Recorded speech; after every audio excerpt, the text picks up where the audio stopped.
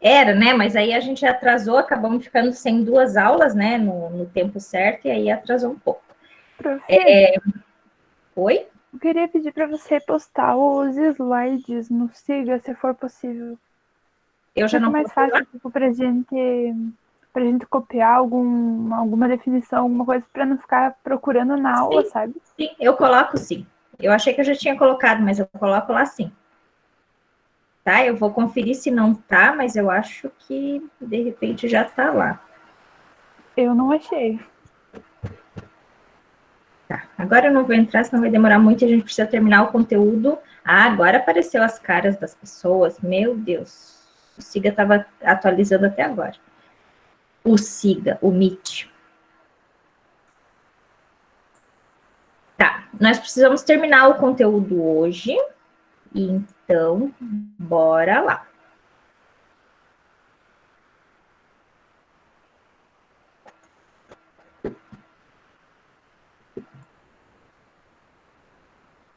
Então, nas últimas aulas falamos sobre pressão atmosférica, que é a pressão que os gases da camada atmosférica exercem sobre a superfície da Terra, né? Então, assim como um sólido exerce pressão, os gases também vão exercer pressão, e os gases, a pressão que os gases da camada atmosférica fazem sobre a superfície da Terra é chamada de pressão atmosférica, certo? Essa pressão atmosférica, ela varia com a altitude, então, quanto maior a altitude, menor a pressão, porque lembrem aqui, vai ter menos molequinhas aqui exercendo pressão, vai ter menos partículas de gás exercendo pressão, então a pressão vai ser menor na serra do que ao nível do mar.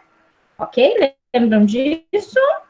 Aí a definição da pressão atmosférica que foi dada pelo Torricelli, foi feita pelo Torricelli, ele pegou um recipiente, encheu de mercúrio líquido, colocou um tubo de vidro dentro, e aí ele viu que esse mercúrio entrava dentro do tubo e se estabilizava, se estabelecia numa altura de 76 centímetros de mercúrio. A conclusão que ele chegou é que, lembram que eu falei, quando eu estou no mesmo nível, no mesmo líquido, as pressões são iguais, então se a pressão nesse ponto A é igual à pressão nesse ponto B aqui, a pressão em A é a pressão que essa coluna de mercúrio faz, a pressão em B é a Pressão atmosférica? pressão atmosférica. Então, ele definiu a pressão atmosférica como sendo igual à pressão exercida por 76 centímetros de mercúrio. Então, pressão atmosférica é definida como sendo 1 atm, e no SI, 1 atm é igual a 1 vezes 10 na 5 Pascal. Ok? Isso daqui tudo já tínhamos discutido. Né? Discutimos também o que era a pressão exercida pelos líquidos. A pressão dos líquidos vai depender da densidade do líquido, da aceleração da gravidade e da altura ou da profundidade que você está nesse líquido, certo? E se o recipiente for aberto, um lago, por exemplo, o mar, além da pressão do líquido, eu tenho mais a pressão atmosférica, que eu não posso esquecer se o recipiente for aberto. Ok? Tudo bem até aí? Falamos também sobre vasos comunicantes, são vários tubos, vários ramos separados e interligados por uma mesma base. E aí o interessante nesses vasos comunicantes que, independente da forma dos ramos, forma, tamanho, se é aberto, se é fechado, se eu estou com o mesmo líquido, a altura vai se estabilizar sempre na mesma altura, nesses ramos, ok? Independente das formas, dos tamanhos deles. Certo? Isso vai acontecer porque, como eu falei, se eu estou no mesmo nível, no mesmo líquido, as pressões são iguais, independente se o recipiente é fechado ou aberto, ou independente da forma dele. Certo? E é isso que a gente vai usar para resolver esses problemas em tubo de U, por exemplo, tá? Então, nesse caso aqui, eu tenho um tubo em U, eu tenho inicialmente água, e aí eu acrescento óleo. Como é que a gente resolve esses problemas que tem... Alguém chamou? Prof, o calor Oi? interfere na pressão? O calor, a temperatura, é força sobre área. O calor vai aumentar a área e aí pode aumentar a pressão, pode diminuir a pressão, no caso, né? Pode interferir, sim. Ok. Então, a gente vai resolver esses problemas construindo uma linha imaginária aqui onde há a separação dos dois líquidos. Por que eu faço isso? Porque aí, quando eu fico no mesmo líquido do que desse lado aqui. E aí, eu sei que se eu estou no mesmo nível, no mesmo líquido, as pressões são iguais. E é isso que eu vou fazer para resolver esses problemas de tubo de U, tá? Então, a pressão aqui nesse ponto 1 vai ser igual à pressão nesse ponto 2. Quem que faz pressão nesse ponto 1? É essa coluna de líquido aqui, desse líquido aqui. Quem que faz pressão nesse ponto 2? A pressão desse líquido aqui. E aí, igual as duas expressões, você consegue encontrar ou a altura de 1 ou a altura de 2, o que o problema pedir. Certo? Tudo bem até aí? E aí, falamos sobre o princípio de Pascal? Não, é isso que falta, né? Beleza. Então, e tinha ficado exercício, corrigimos ou não? Não corrigimos. Então, vamos corrigir depois, falar do princípio de Pascal. Meu Deus, tem que dar tempo. Não, eu vou falar do princípio do Pascal primeiro, para garantir que eu termine o assunto, e aí depois a gente corrigir os exercícios. Pode ser? Tá. Já que ninguém fala nada, ninguém discorda, então seguimos, vai. Pode ser. Pode ser. Pode ser. Vai Tá. que vai. Então tá, princípio de Pascal. Esse daqui, bonitão ali, é o Blaise Pascal. Ele viveu lá no século XVII, né? Era filósofo e matemático francês. E o que o Pascal falou? Ele disse que qualquer acréscimo de pressão em um líquido é transmitido integralmente em todos os pontos desse líquido, inclusive nas paredes do recipiente que o contém. Então, o que isso significa? Digamos que eu tenha esse recipiente aqui com esse líquido, e aqui é um êmbolo. Aí, quando eu faço uma força nesse ponto 1, vai gerar uma variação de pressão ΔP1. Essa variação de pressão, ela vai ser transmitida integralmente em todo o líquido, inclusive nas paredes. Ou seja, todo esse líquido aqui vai sofrer a mesma variação de pressão, ok? Isso vai nos explicar por que eu consigo tirar um líquido de uma seringa lá na frente, sendo que eu exerço pressão só nessa região? Por que eu consigo... Por que quando eu espremo lá a pasta de dente lá atrás, né, que é o correto, façam isso. Ela vai sair aqui na frente, bonitinha, e isso explica também o funcionamento das prensas hidráulicas, elevador hidráulico, freio hidráulico, ok? A variação de pressão que eu exerço nessa região do líquido é transmitida integralmente em todas as partes do líquido, inclusive nas paredes, certo? Esse é o princípio do Pascal, e uma aplicação direta do princípio do Pascal são as prensas hidráulicas. Então, o que é uma prensa hidráulica?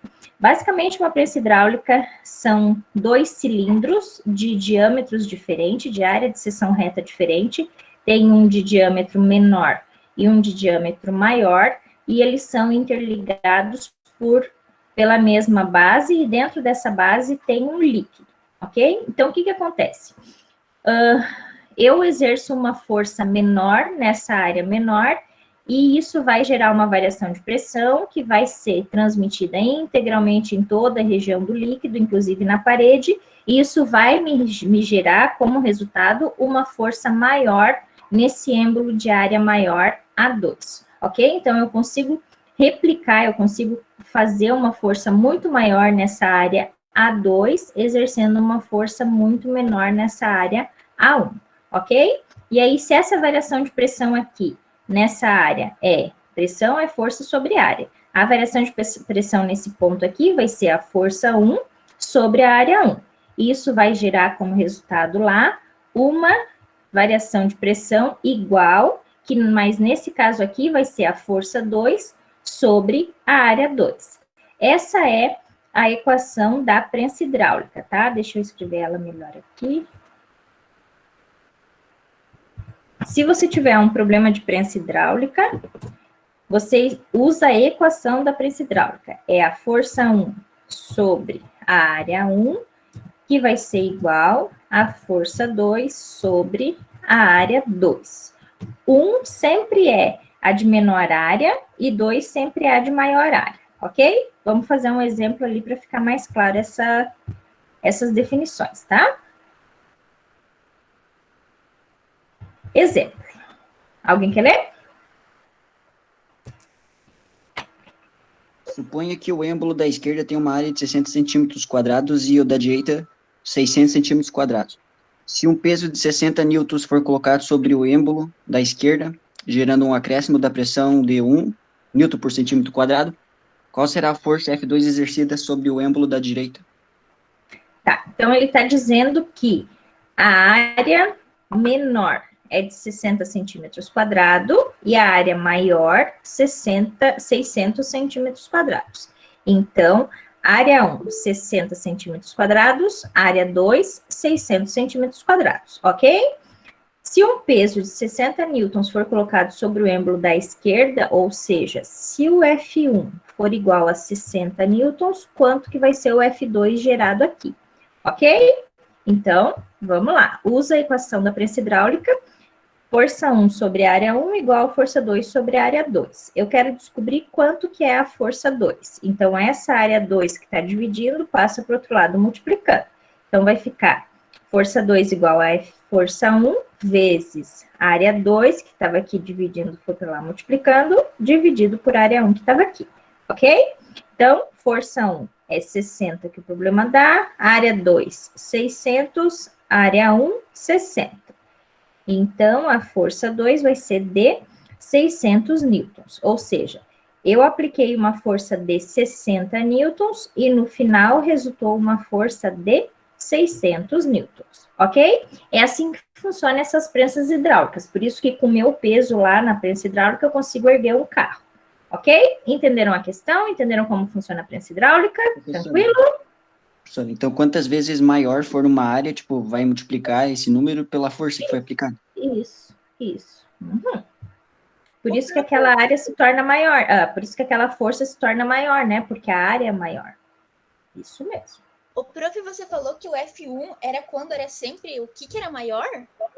Que você falou no outro slide que usava um quando era maior, não sei o quê. O 1 você sempre considera a menor área, entendeu? Então, F1 é a força feita na área 1 e a área 1 é a menor área. Entendeu? Só para quando você for fazer os exercícios, você não se confundir, né? 1 é o pequeno e 2 é o grande.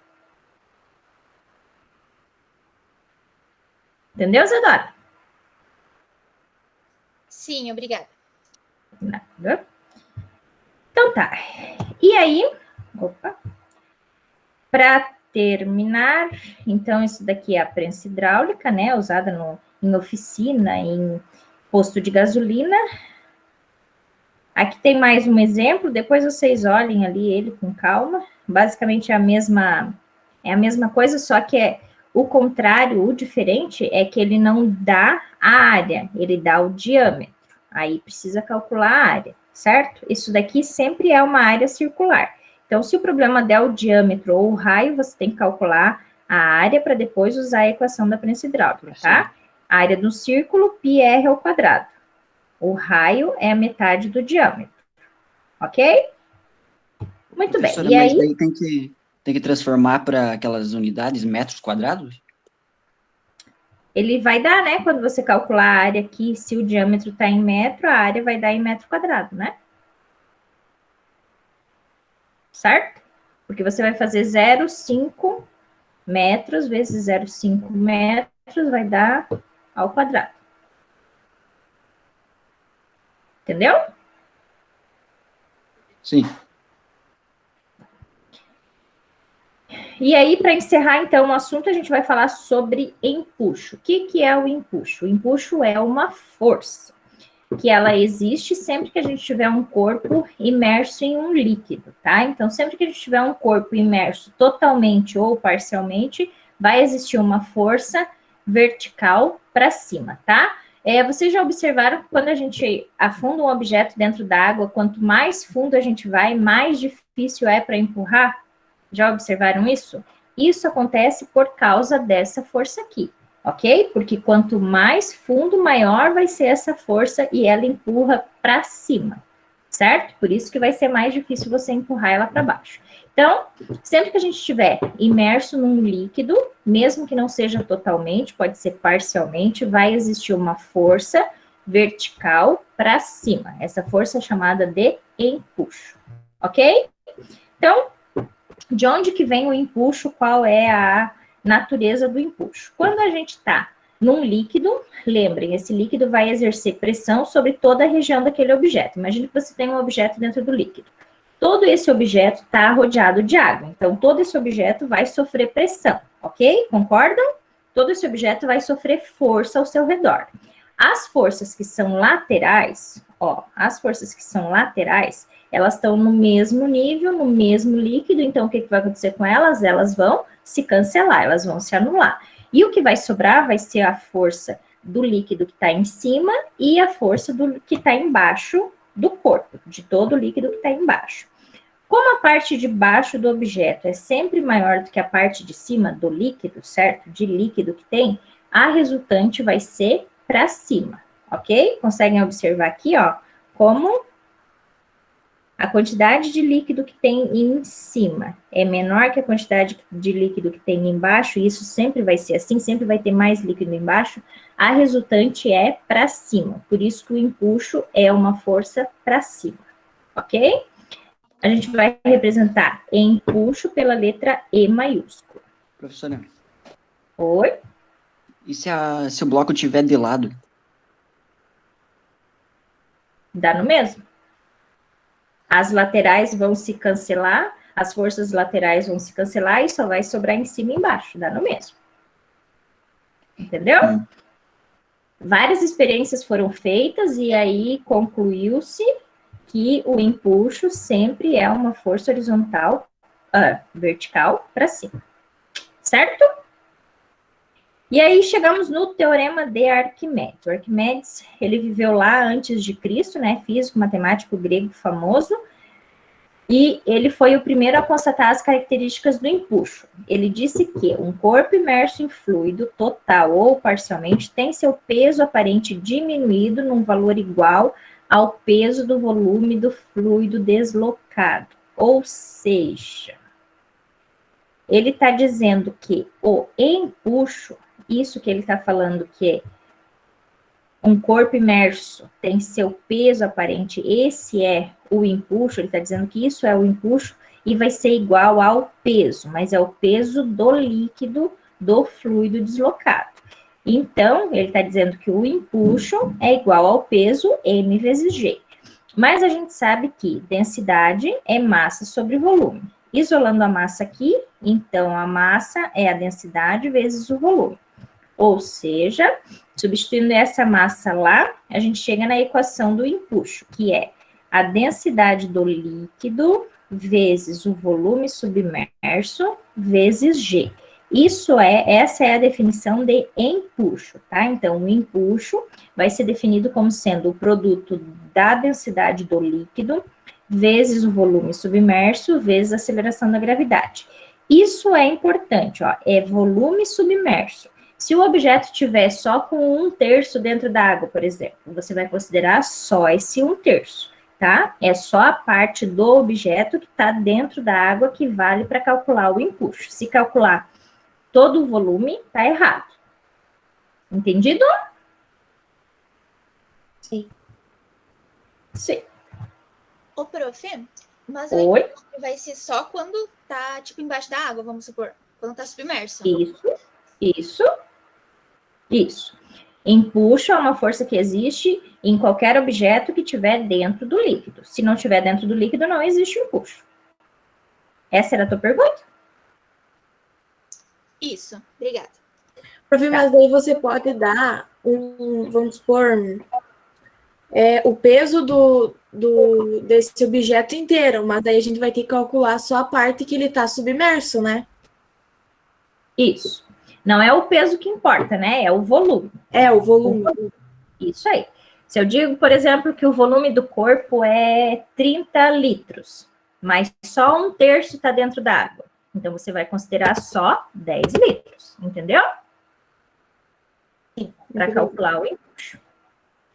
Muito bem. Cadê? Perdi-me aqui. Então, teorema de Arquimedes, dito de outra forma, todo corpo imerso num fluido total ou parcialmente recebe desse uma força de empuxo vertical para cima igual ao peso do fluido deslocado, que é aquilo que a gente chega naquela equação ali do empuxo, tá? E aí, isso que eu falei, ó. Se o objeto estiver todo dentro da água, você vai considerar o volume total. Se tiver só uma parte dentro da água, você vai considerar só o volume que está dentro da água, ok? Muito bem. Aí temos o peso aparente. O que é o peso aparente? Vocês já tentaram carregar um objeto dentro d'água? Parece que ele é mais leve do que quando a gente carrega fora da água. Por que isso acontece?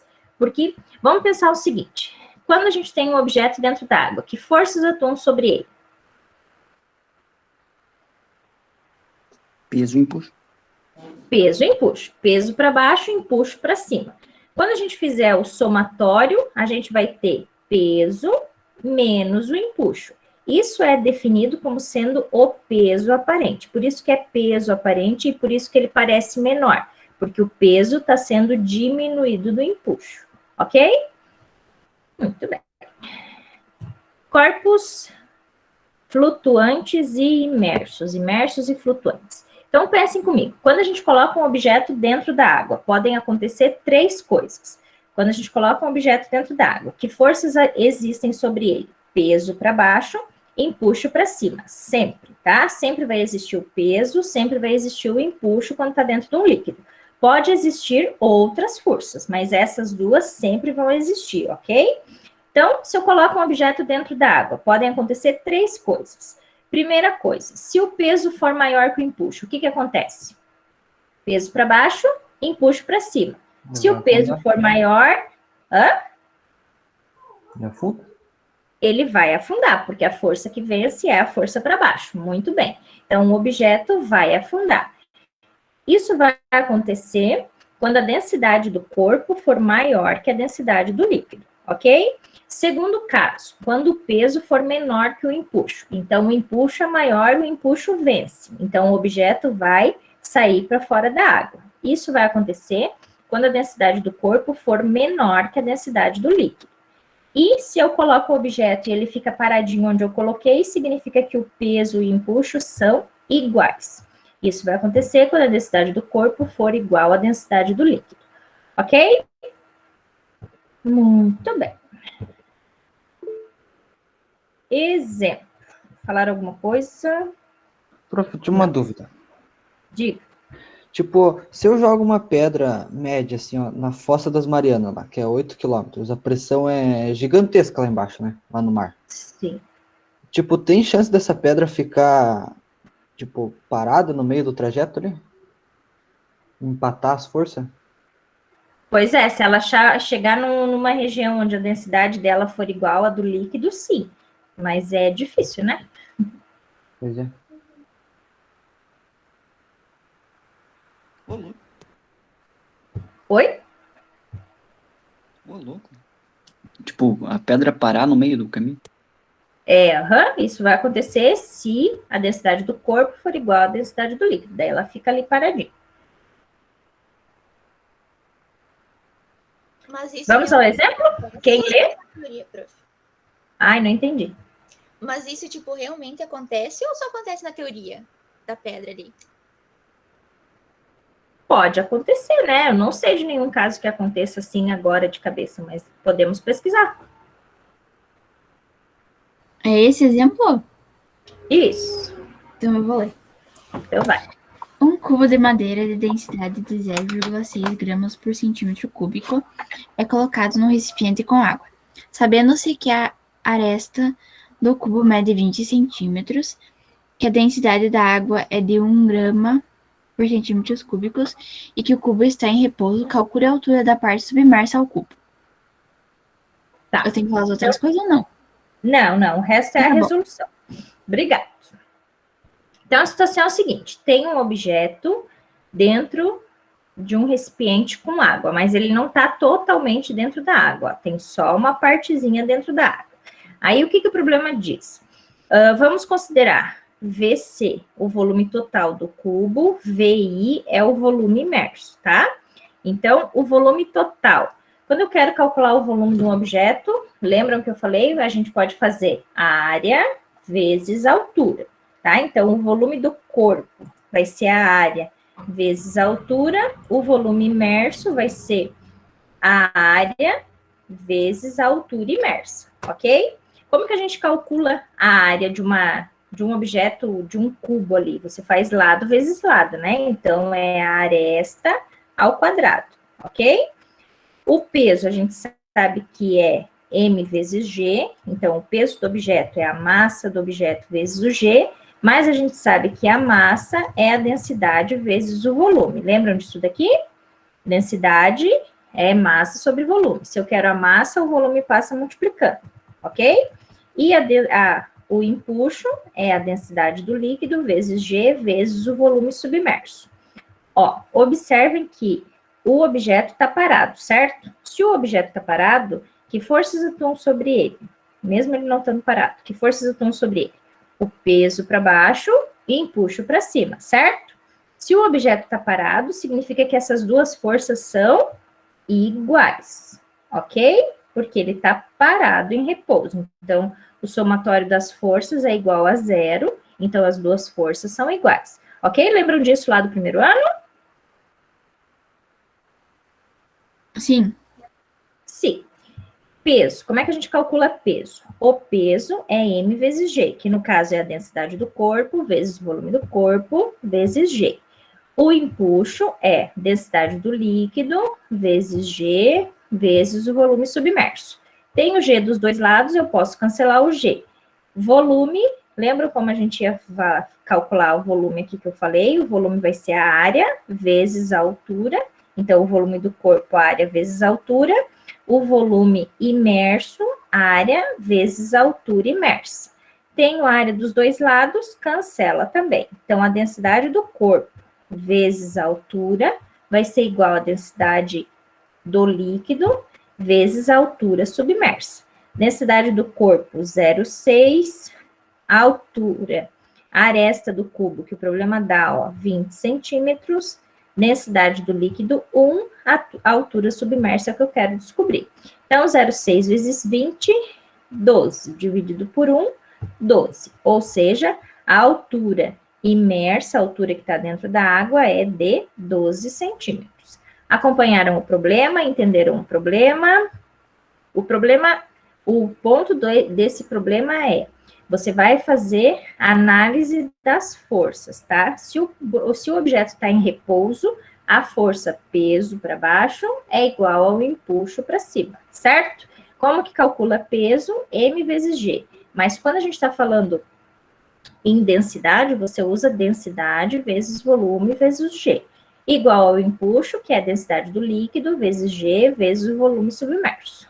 Ok? Acompanharam a questão? Entenderam a questão? O que é o G mesmo, prof? Oi? O que é o G mesmo? Aceleração da gravidade. Beleza. Ô, prof, mas aí antes do assinado igual, tá tipo o V e depois o G. E depois tá o G e depois o V. Se fizer igual. Ordem dos fatores não altera o produto, né? Como é só uma multiplicação, não importa. Entendeu? Sim, obrigada. O P é o quê? Oi? O P. O P é o peso. Peso igual ao empuxo.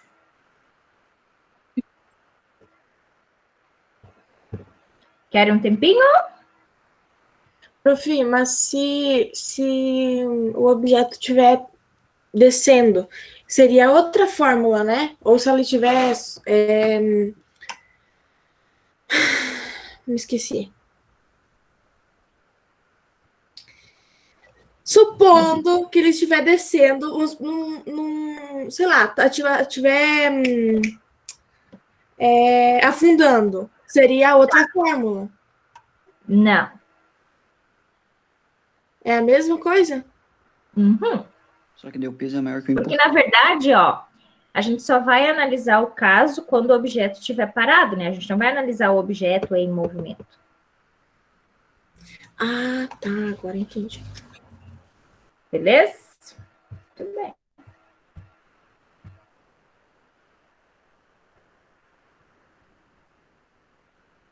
Mas e como que os barcos boiam? Tipo, a densidade do casco do... Aham. Tá relacionado com a densidade, né? Por que que aqueles caiaques são feitos de madeira? Porque a densidade da madeira é menor que a densidade da água, né? Daí ele não afunda.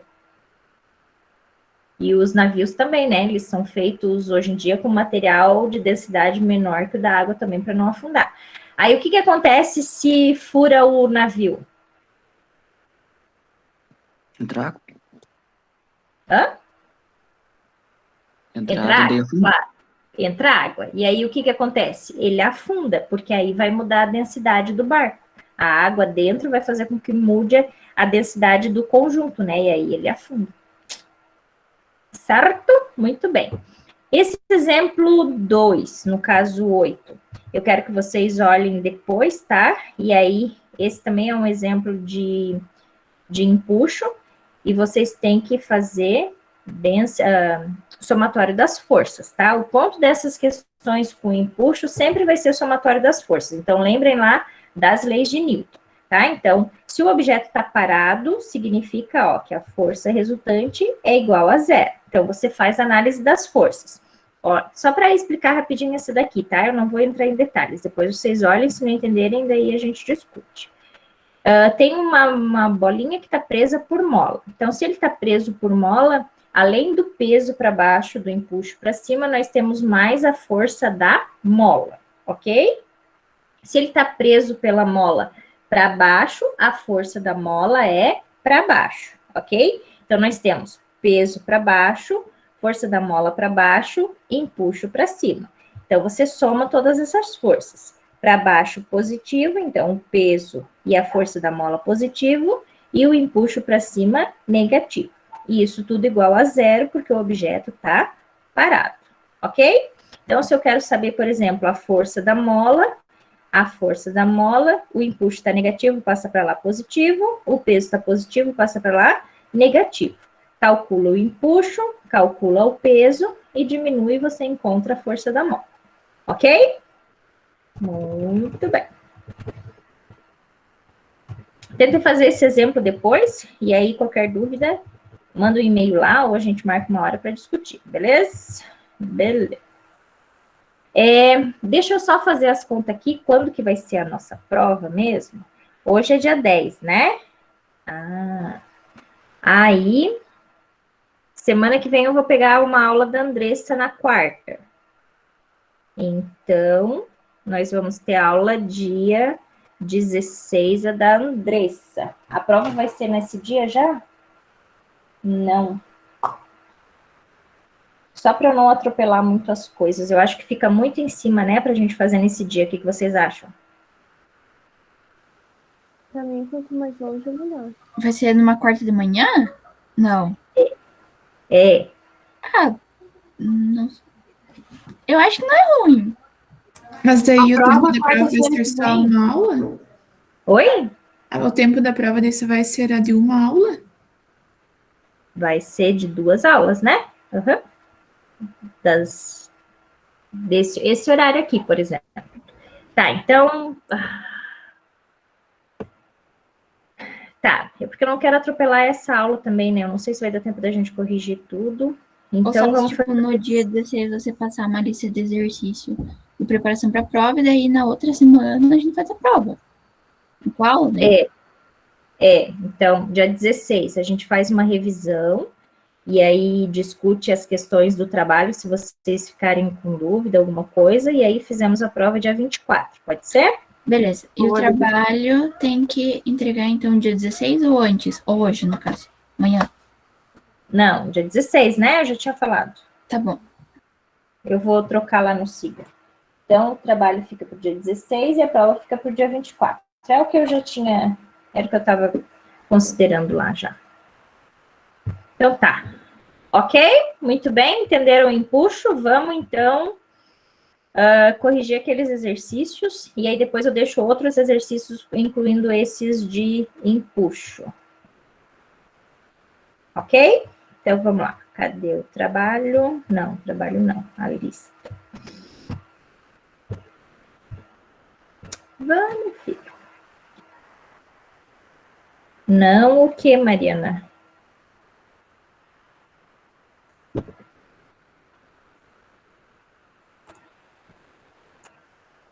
Para quando que os professores têm que deixar as médias fechadas, prof? Até dia 3. Até dia 3. Então, Oi? esse trimestre vai ter a nota dessa prova e desse trabalho avaliativo de agora. Isso, e eu queria ver se eu fazia mais um, porque eu não queria só 2. Aí eu quero ver se ainda eu coloco uma aula gravada e aí uma avaliação dessa aula gravada, para não ficar só duas avaliações no trimestre.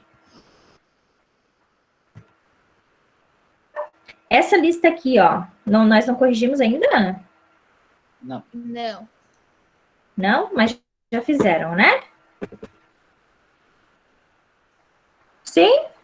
Não foi corrigida inteira, mas eu estava vendo uma aula hoje de manhã e parecia que era essa Foi lista. só até a 2. Ah, só foi até Foi só 2? até a 2. Foi piada Na dois. verdade, a prof nem corrigiu, eu acho. A gente tava fazendo na sala porque ninguém tinha feito, porque a prof tinha postado a lista errada e tal. Ai, perdão. Eu acho que eu só dei uma explicação assim rápida, né? Então vamos lá, vocês têm elas aí? Deixa eu achar elas aqui.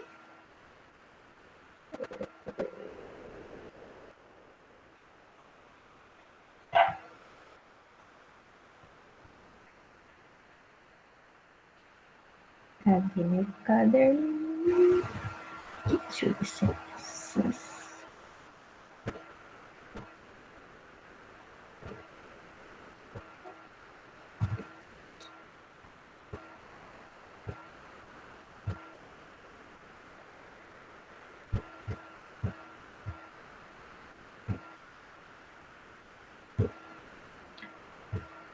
Apresentar a tela inteira, que daí eu vou e volto sem precisar ficar saindo e voltando.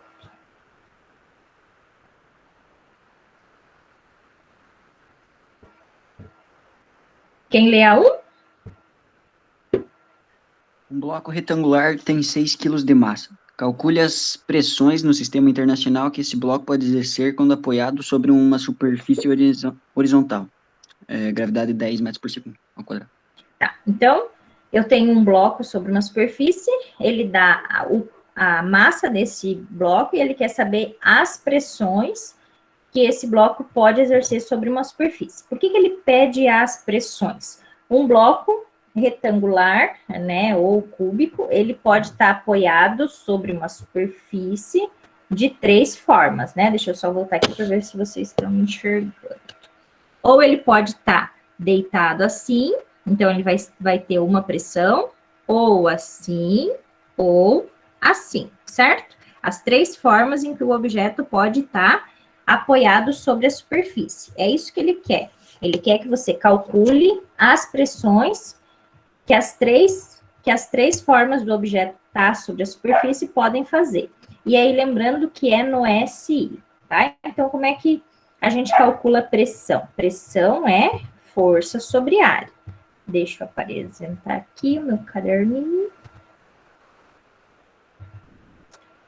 Então, a massa é 6 quilos. Por que ele dá a massa? Para eu saber qual é a força que é feita sobre a superfície. A força é a força-peso, então é M vezes G, 6 vezes 10, 60 newtons. O objeto pode estar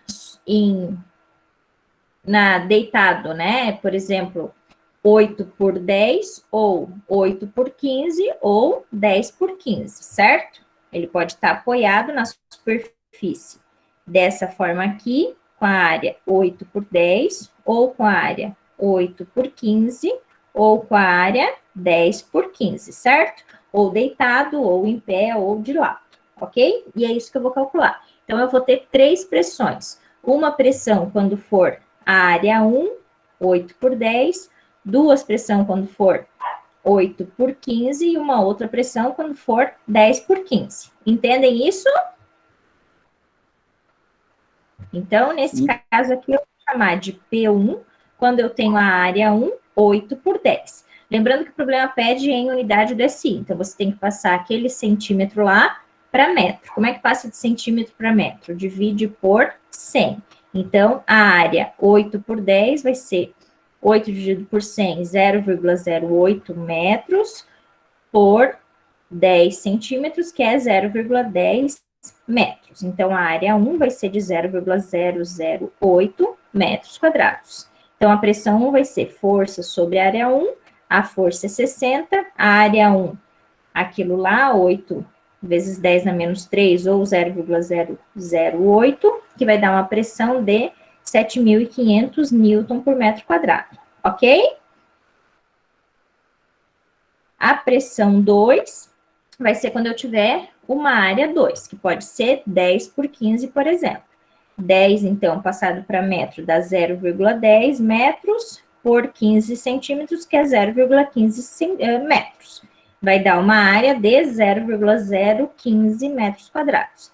Então, pressão 2 vai ser a força sobre a área 2. A força continua sendo 60, a área 2, 0,015, dá uma pressão de 4.000 newton por metro quadrado. E a pressão 3, quando eu considero a área 3, que é 8 por 15. Então, 0,08 metros vezes 0,15 metros, dá uma área de 0,012 metro quadrado. Então, a pressão 3 é a força sobre a área 3. A força continua sendo 60, dividido pela área 3 que a gente calculou ali, vai dar uma pressão de 5.000 newton por metro quadrado. Ok? Entendida a questão? Sempre que você tiver um problema assim de bloco, você tem que lembrar que você tem que calcular as 3 áreas. A não ser que o problema diga, calcule a menor pressão. Quando que vai ser a menor pressão? Se tiver maior área.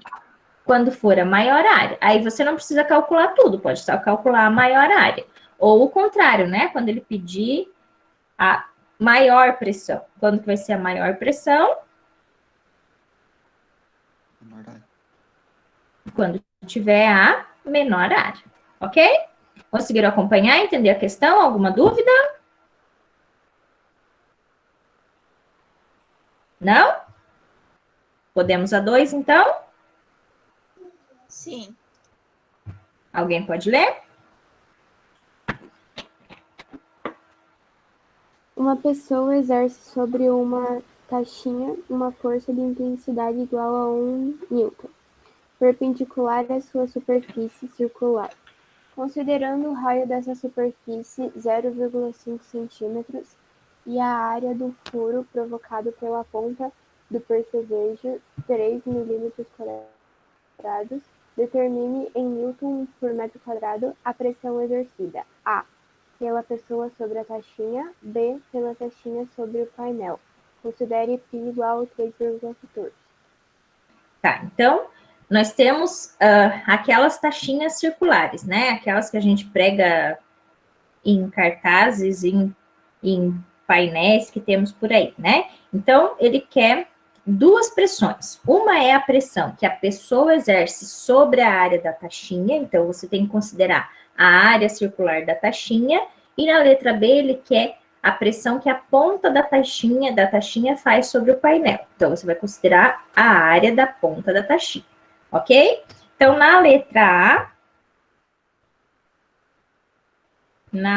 A, o problema dá que a força é de 1 newton, o raio dessa superfície circular 0,5 centímetros, tem que passar para metro, porque ele pede em unidade do SI, então, passando para metro, divide por 100, vai dar um raio de 0,005 metros, e na letra A, pressão, força sobre área, ele quer a pressão que a pessoa faz sobre a taxinha.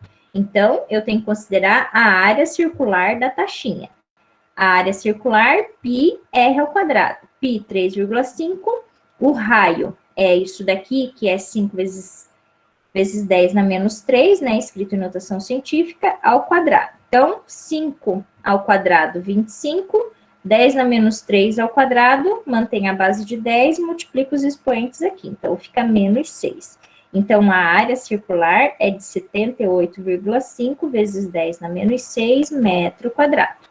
Pressão, força, que é 1, dividido pela área, aquela que nós encontramos, a gente encontra uma pressão de 1,27 vezes 10 na 4 Newton por metro quadrado. Conseguiram entender o item, a questão? Sim? Se não falo nada, eu vou seguir, tá? Oi? Eu nem fiz, professor. Ah, figuri. Quer copiar? Não, mas depois eu vejo. Tem algo. Tá. E na letra B, ele quer a pressão que a ponta da taxinha faz. Então, você vai usar a área da pressão, a área da ponta da taxinha. A área da ponta da taxinha, ele diz que é 3 milímetros quadrado. Então, mas ele quer em unidade decímetro. Então, eu preciso passar esse milímetro quadrado para metro quadrado. Como é que faz isso? Para passar de milímetro quadrado para metro quadrado, multiplica por 10 na menos 6. Então, 3 milímetros quadrado é igual a 3 vezes 10 na menos 6 metro quadrado. Então, a pressão que a ponta da taxinha faz é a força, que é 1 sobre a área, que é 3 vezes 10 na menos 3. Vai dar uma pressão de 0,33 vezes 10 na 6, ou 3,3 vezes 10 na 5 Newton por metro quadrado. Ok? Aí aqui tem explicado por que é 10 na menos 6, né? Acho que eu discuti isso daqui com vocês na aula passada, né?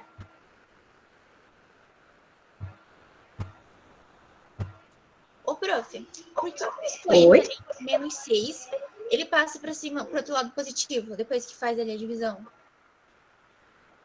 Porque lembra que quando eu divido com base de 10, diminui os expoentes, né? Então, é uma propriedade da base de 10. Quando você tem uma divisão aqui com base de 10, você pode jogar esse valor aqui para cima, invertendo o sinal do expoente. Entendeu? Obrigada. Entendi agora. Aí, aqui eu fiz 1 dividido por 3, que dá 0,33. Esse 10 na menos 6 passa para cima como 10 na 6. Tá?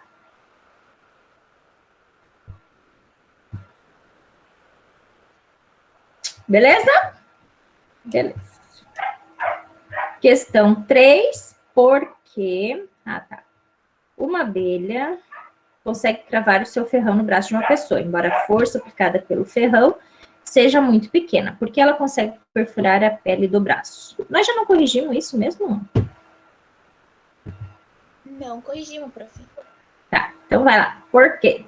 Por que a abelha consegue furar o braço e se eu tentar com o meu dedo, eu não consigo, sendo que a força que eu faço é maior que a força de uma abelha, né? Por que a abelha não consegue? Hã? A área, tipo, do ferão ali vai ser menor do que Isso aí. sobre a pele. Isso aí. É porque a área do ferrão é muito pequena, então a força que ele faz é suficiente para gerar pressão suficiente para perfurar a pele. Muito bem, por causa da área, né? Que é muito pequena. Isso Então, daí. quando a área diminui, a pressão aumenta? Isso. Daí, Quanto menor a área, maior a pressão. Você já não... Quem vai no posto encher os pneus da bicicleta ou do trator, onde que a gente precisa colocar mais libra, na bicicleta ou no trator? Na bicicleta? Pois é, porque a área menor, pressão maior. Muito bem.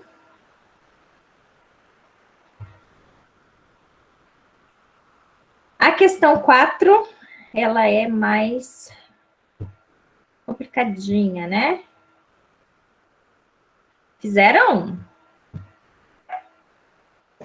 Eu não consegui.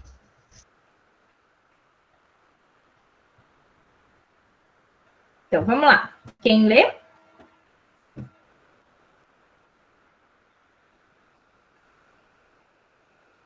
Uma peça maciça é formada de ouro de densidade 20 gramas por centímetro cúbico e prata de densidade 10 gramas por centímetro cúbico. O volume e a massa da peça são, respectivamente, 625 centímetros cúbicos e 10 quilos. Quais as massas de ouro e de prata contida na peça? Tá, então, essa é uma questão que fala sobre densidade da mistura. O que é a densidade da mistura? Quando a gente tem um objeto formado por dois materiais, por duas substâncias de densidades diferentes, a gente precisa calcular a densidade da mistura. E a densidade da mistura é a Professora, massa total. Oi? eu não fiz, mas tipo, se massa é densidade vezes o volume, não daria de fazer uma média das massas e multiplicar pelo volume? Não, Puta merda. não. Tá? E mesmo se você tiver as duas densidades e quiser a densidade da mistura, não é só somar e dividir por 2, tá? Tem que fazer a densidade da mistura, que é isso daqui. A massa total sobre o volume total. O que é essa massa total? A massa da substância 1 mais a massa da substância 2, dividido pelo volume 1 mais o volume 2, ok? Aí os dados que o problema fornece eu anotei aqui em cima. Ele dá a densidade do ouro, que é 20 gramas por centímetro cúbico, a densidade da prata, 10 gramas por centímetro cúbico, o volume total, 625 centímetros cúbicos e a massa total, 10 quilogramas. Eu quero saber a massa de ouro e a massa de prata, ok? Então, vamos lá. O que o problema dá é a massa, o volume total, 625 centímetro cúbico. O que é esse volume total? É o volume da substância 1 mais o volume da substância 2, igual 625. E a massa total é 10 quilogramas, ou seja, 10.000 gramas. Por que eu vou usar em gramas aqui? Porque a densidade está sendo dada em grama por centímetro cúbico, tá? Então, M1 mais M2 igual a 10.000. E vou guardar essas duas equações aqui, tá? A gente sabe que a densidade é massa sobre volume. Então, o volume é a massa sobre a densidade.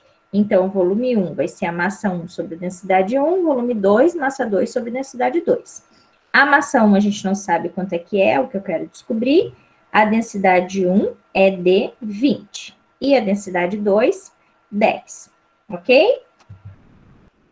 Quando eu escrevo isso daqui, ó, essas duas equações, estão vendo que eu tenho 4 variáveis, né? Eu tenho V1 e V2 que eu não sei quanto que é, e eu tenho M1 e M2 que eu não sei quanto que é.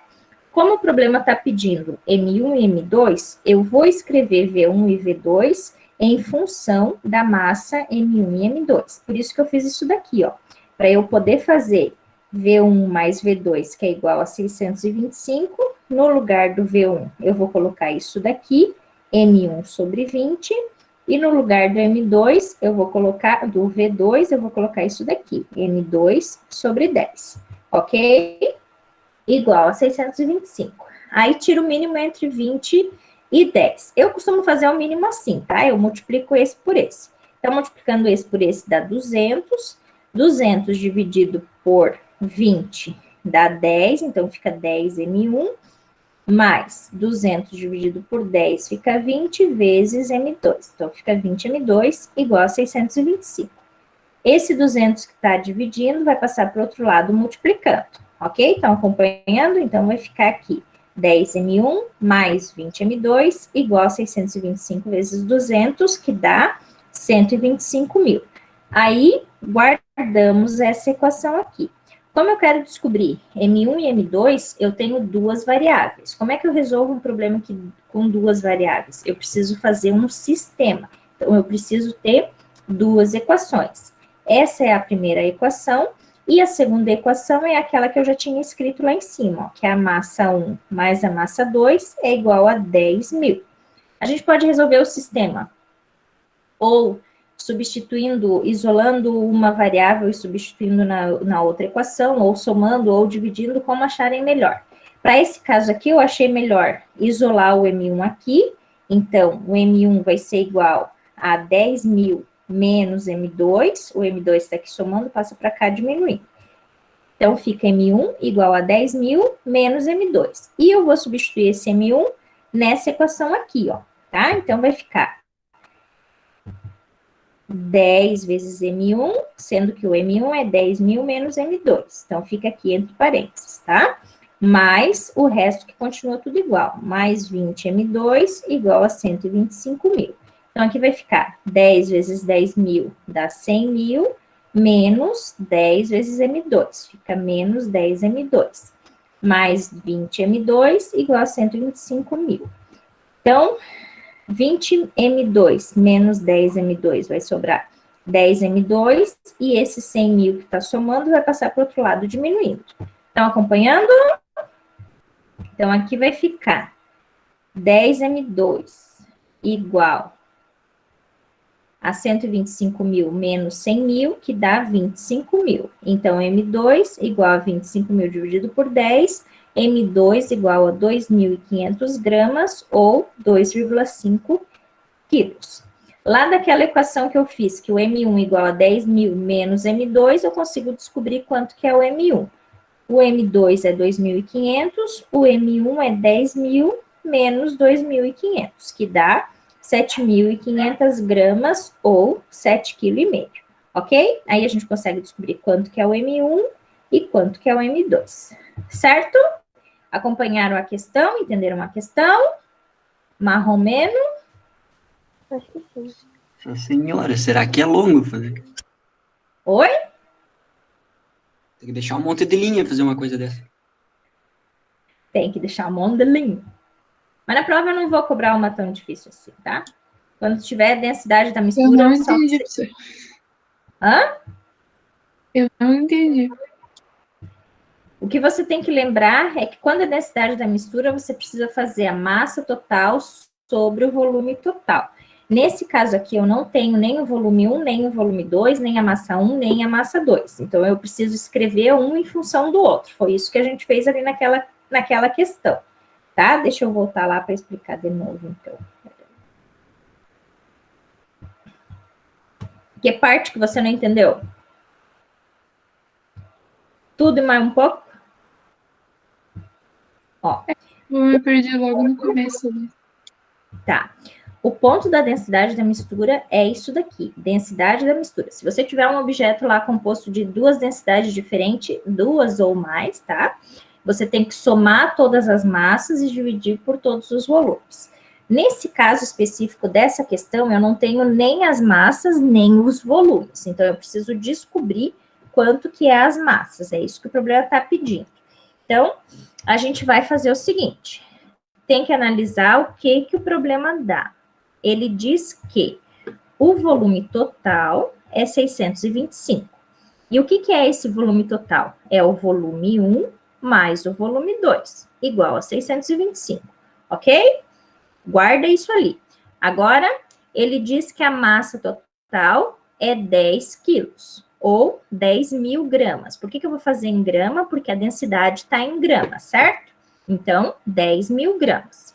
O que é a massa total? A massa 1 mais a massa 2, igual a 10 mil gramas.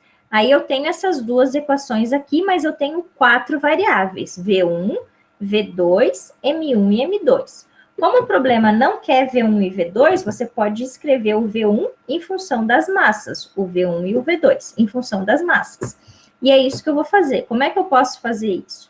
A gente sabe que densidade é massa sobre volume. Então, se eu quero o volume vai passar lá para cima, ele fica multiplicando com a densidade. Então, eu jogo a densidade para baixo dividindo.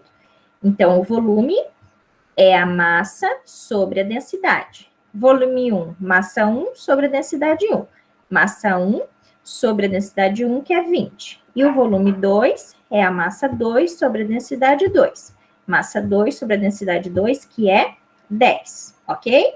E aí, ao invés de escrever V1 e V2, eu vou escrever isso daqui. Isso é o V1, isso é o V2, ok? Porque daí agora, ao invés de ter 4 variáveis, V1, V2, M1 e M2, eu vou ficar tudo em função do M1 e o M2, entendeu? Por isso que eu estou fazendo essa jogada aqui de substituir por M1 sobre a densidade, certo? Aí, então, o V1 fica isso, V2 fica isso. Aí eu consigo escrever essa equação aqui, tirando o mínimo ali, de modo que eu fique com essas duas variáveis. Para resolver um problema que tem duas variáveis, eu preciso de duas equações. A segunda equação é aquela que nós já escrevemos lá das massas. M1 mais M2 igual a 10 mil. Quando vocês viram tração lá nas leis de Newton, vocês não resolviam por sistema assim? Não lembro. Tá. Sim, mas eu não me lembro de fazer isso. Tá. Aquelas lá de tração era mais fácil, né? Cancelava o t, daí ficava só uma variável. Nesse caso aqui, a gente não consegue cancelar uma variável só. Por isso que eu vou fazer dessa forma aqui. Eu vou isolar o M1 numa equação, e aí substitui na outra equação lá, que daí eu consigo encontrar o M2, depois eu volto aqui e encontro o M1. Entenderam? Então, isso daqui é um sistema. Para resolver uma equação que tem duas variáveis, eu preciso ter duas equações, que são essas duas aqui. Eu vou resolver dessa forma, vou isolar o M1. Então, esse M2 que está somando passa para lá diminuindo. Então, vai ficar M1 igual a 10.000 menos M2. E aí, eu volto na primeira equação e substituo essa expressão para o M1. Então, fica 10 vezes 10.000 menos M2, que daí aqui, ó, nessa equação, fica tudo M2. Aí, eu consigo descobrir quanto que é o M2, depois volto aqui e calculo o M1, entendeu? Um pouco melhor. A intenção do sistema é sempre eliminar uma variável para encontrar outra, para depois encontrar a primeira, né? Beleza. Tá. Gente, não sei se vocês sabem, mas hoje vai ser a nossa vacinação, né? Graças a Deus. E aí vai ser a partir das 5. Tá, Flávio? Bom final de semana. Eu também vou ter que sair. Então, a vacinação vai ser a partir das 5 e é lá em Videira, né? Daí eu preciso sair daqui e chegar lá a tempo. Sair daqui que é longe, né, Ana? Imagina, só é 40 minutos. E aí eu preciso chegar lá a tempo de tomar a vacina, né? Então eu vou precisar terminar a aula um pouco mais cedo hoje, para daí eu tomar a vacina lá bonitinha, ok? Eu moro na Bracatinga, é na Bracatinga aqui, Ana? Ai, eu não sei, para mim é Tangará. Mas fica vizinho de Caravaggio? Não sei, faço ideia. Eu acho que é. O quê? É tudo meio perto, eu acho. Professor, não vai fazer a chamada? Você já fez? Não me lembro. Eu não fiz. Eu não coloquei a lista? Fiz? Não fiz? Deixa eu ver. Não fiz. Tá, deixa eu colocar aqui rapidinho. Esqueci da chamada. Vocês começaram a falar lá das coisas lá no início, eu esqueci da chamada.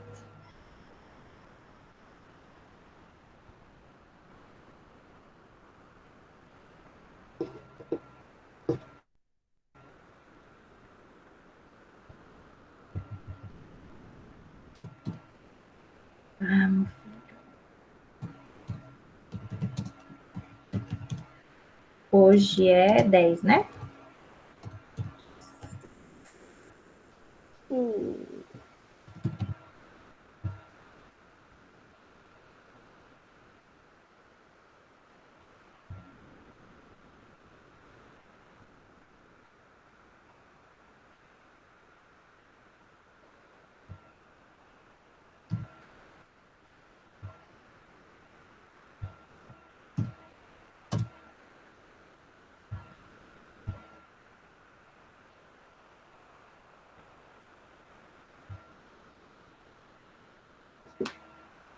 Então tá, respondam a lista e até quarta-feira que vem. Tchau, Então, daí a gente termina essa Tchau, lista, professora. faz uma revisão e aí preparados para a prova. Tchau, gente. Tchau, tchau, Profe, tchau. semana que vem eu não tô na aula. Tá. De manhã? Aham, eu vou estar viajando. Tá. Mas para a Tá bom, prova tá você venha, né, menina? Se eu conseguir, Como assim? Então tá. Tchau, quem tiver tchau, professora. Tchau, tchau, tchau. Abraços, Tchau, beijo. prof. Bom final de semana. Tchau, bom final de semana. Tchau, prof. Não Bom final esqueçam de da semana. chamada. Tchau, tchau. Obrigada igualmente. Tchau. Fui. Tchau, professora.